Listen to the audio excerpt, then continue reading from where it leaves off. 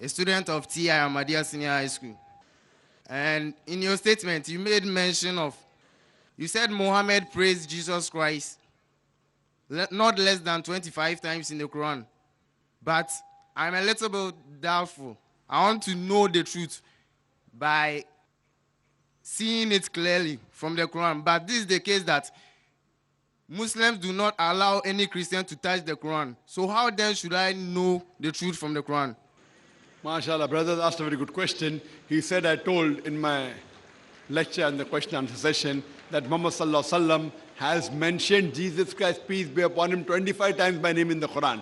But the Muslims don't allow him to touch the Quran. These Muslims are ignorant. You have to forgive these Muslims who don't allow you to touch the Quran.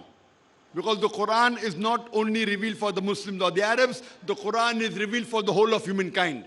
The Quran says in Surah Ibrahim, chapter number 14, verse number 1, we have revealed to thee, Prophet Muhammad, peace be upon him, to lead humankind from darkness to light. Allah says in the Quran in Surah Ibrahim, chapter number 14, verse number 52, here is a message for mankind. Let them take warning therefrom. Let them know there is one God. Let the men of understanding take heed. The Quran says in Surah Baqarah, chapter 2, verse number 185, Ramadan was the month in which the Quran was revealed as a guidance for humankind, as a criteria to judge right from wrong. Allah says in the Quran in Surah Zumur, chapter 39, verse number 41, that we have revealed to thee, Prophet Muhammad, peace be upon him, the Quran to instruct the humankind. So brother, the Quran is for the whole of humankind. And I would give you a copy of the Quran. And you can read the Quran. And Prophet Muhammad, peace be upon him, he dictated letters to the non-Muslim kings, asking them to accept Islam. And he dictated verses of the Quran. Surah Imran, chapter 3, verse number 64. Come to common terms as between us and you. Many of the non-Muslim kings accepted Islam. Some of them tore the letter. Some of them even trampled it beneath their feet. So when Prophet Muhammad could give verses of the Quran, why can't I give to the non-Muslim? Brother, I would like to ask you, do you believe there is one God? Yes, please. Do you believe Jesus is God, peace be upon him? Do you believe Jesus is God or do you believe he's messenger of God? Actually, a messenger of God. Very good, mashallah. Do you believe Prophet Muhammad is the messenger of God? I gave a talk of 1 or 20 minutes.